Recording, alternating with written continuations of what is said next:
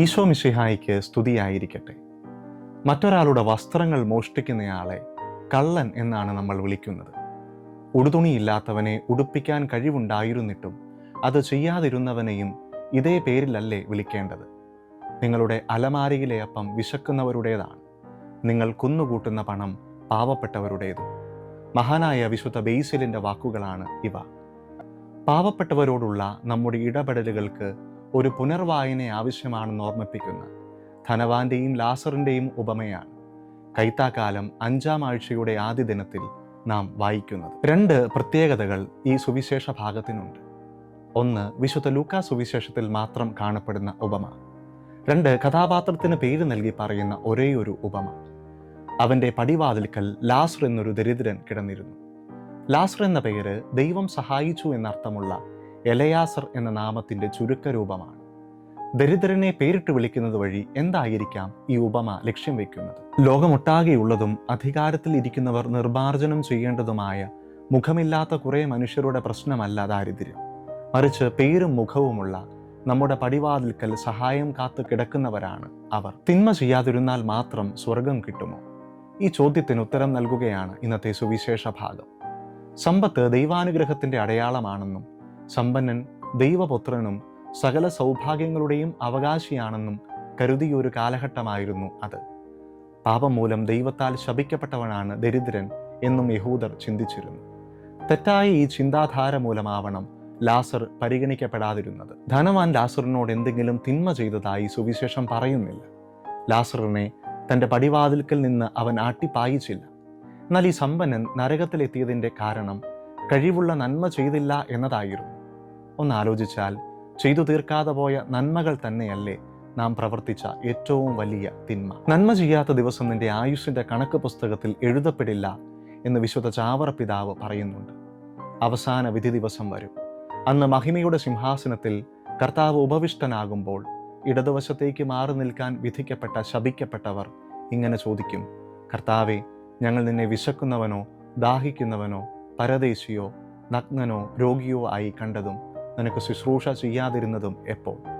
ഇതാണ് അവൻ്റെ മറുപടി: എൻ്റെ ഏറ്റവും എളിയവരിൽ ഒരുവന് നിങ്ങളിത് ചെയ്യാതിരുന്നപ്പോൾ എനിക്കു തന്നെയാണ് ചെയ്യാതിരുന്നത്. ഭൂമിയിൽ കഷ്ടനഷ്ടങ്ങൾ സഹിച്ചവരാണ് സ്വർഗത്തിലെ ആനന്ദത്തിൻ്റെ അവകാശികൾ.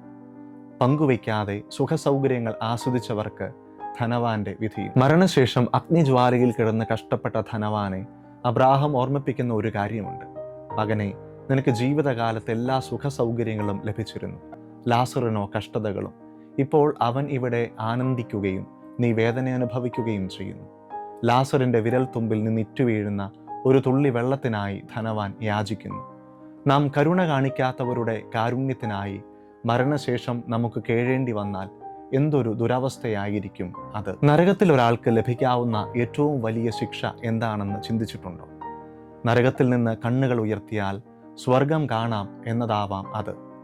അവൻ നരകത്തിൽ പീഡിപ്പിക്കപ്പെടുമ്പോൾ കണ്ണുകൾ ഉയർത്തി നോക്കി. ദൂരെ അബ്രാഹത്തെയും അവൻ്റെ മടിയിൽ ലാസറിനെയും കണ്ടു. നഷ്ടപ്പെടുത്തി കളഞ്ഞ സ്വർഗീയ ആനന്ദത്തെയോർത്തുള്ള ദുഃഖമാണ് നരകവേദന. തീജ്വാലകളാൽ ഏൽപ്പിക്കപ്പെടുന്ന ദണ്ഡനമൊക്കെ ഇതിനു മുമ്പിൽ തീർത്തും നിസാരം. വിലപിക്കുന്നവർ ഭാഗ്യവാന്മാർ, അവർ ആശ്വസിപ്പിക്കപ്പെടും. ധനവാന്റെയും ലാസറിൻ്റെയും ഉപമ ഈശോയുടെ മലയിലെ പ്രസംഗത്തിൽ സൂചിപ്പിച്ചിരിക്കുന്ന ഈ തകിടം മറിച്ചിൽ നമ്മുടെ ഓർമ്മയിൽ കൊണ്ടുവരുന്നു. എല്ലാത്തിനും എല്ലാവർക്കും ഒരു കീഴ്മേൽ മാറ്റം ഉണ്ടാകും. അവിടുന്ന് പറയുന്നു: ഇപ്പോൾ വിശപ്പ് സഹിക്കുന്നവരെ നിങ്ങൾ ഭാഗ്യവാന്മാർ, നിങ്ങൾ തൃപ്തരാക്കപ്പെടും. സമ്പന്നരെ, നിങ്ങളുടെ ആശ്വാസം നിങ്ങൾക്ക് ലഭിച്ചു കഴിഞ്ഞു. ഇപ്പോൾ സംതൃപ്തരായി കഴിയുന്നവരെ നിങ്ങൾക്ക് വിശക്കും. ലോകത്തായിരിക്കുമ്പോൾ കരയാനുള്ള കാരണം രോഗമോ ദാരിദ്ര്യമോ മറ്റു കഷ്ടപ്പാടുകളോ എന്തുമാവട്ടെ, ദൈവം നിങ്ങളുടെ കണ്ണീർ തുടച്ചു നീക്കുന്ന ദിനം വരും. കണ്ണീരോടെ വിതച്ചതെല്ലാം സന്തോഷത്തോടെ കൊയ്തെടുത്ത് ആഹ്ലാദത്തോടെ നാം മടങ്ങുന്ന വീടാണ് സ്വർഗം. ദാഹിച്ചെത്തുന്നവരെ തൃപ്തരാക്കുകയും വിശക്കുന്നവരെ വിശിഷ്ട വിഭവങ്ങൾ കൊണ്ട് സംതൃപ്തരാക്കുകയും ചെയ്യുന്ന ദൈവമാണ് സ്വർഗത്തിലെ വീട്ടുകാരൻ. ദുഃഖദുരിതങ്ങൾ നിറഞ്ഞ ഈ ലോക ജീവിതം ആനന്ദം നിറഞ്ഞ ഒരു സ്വർഗീയ ജീവിതത്തിൻ്റെ മുന്നോടിയാണ്. സ്വർഗം എങ്ങനെയുണ്ടാവും? അബ്രാഹത്തിൻ്റെ മടി പോലെ ഇരിക്കും എന്നതാണ് സുവിശേഷ ഭാഗം നൽകുന്ന ഉത്തരം. ഈ പ്രയോഗം മിശിഹായ്ക്ക് മുമ്പുള്ള യഹൂദ സാഹിത്യത്തിൽ കാണാത്ത ഒന്നാണ്. പരലോകത്തിലെ സന്തോഷം സൂചിപ്പിക്കാൻ ഉപയോഗിച്ചിരിക്കുന്ന ഈ പദം ബഹുമാനം അർഹിക്കുന്ന ഒരു ഇടത്തെ സൂചിപ്പിക്കുന്നു. അബ്രാഹത്തിൻ്റെ മക്കളാണ് തങ്ങൾ എന്നതിൽ യഹൂദരെല്ലാം അഭിമാനിച്ചിരുന്നു.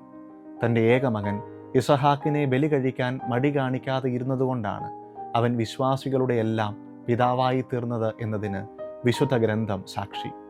പൂർവികരോട് ചേരാം എന്നതാണ് മരിക്കുന്ന ഏതൊരാളുടെയും സന്തോഷം. സന്തോഷകരമായ ഈ കൂടിക്കാഴ്ചയുടെ പ്രതീകമാണ് അബ്രാഹത്തിൻ്റെ മടി എന്നതുകൊണ്ട് ഉദ്ദേശിക്കുന്നത്. തൻ്റെ ഒറ്റപുത്രനെ നൽകാൻ തക്കവിധം ലോകത്തെ അത്രയധികം സ്നേഹിച്ച പിതാവായ ദൈവത്തിൻ്റെ മുൻ രൂപമാണ് പൂർവ്വപിതാവായ അബ്രാഹം.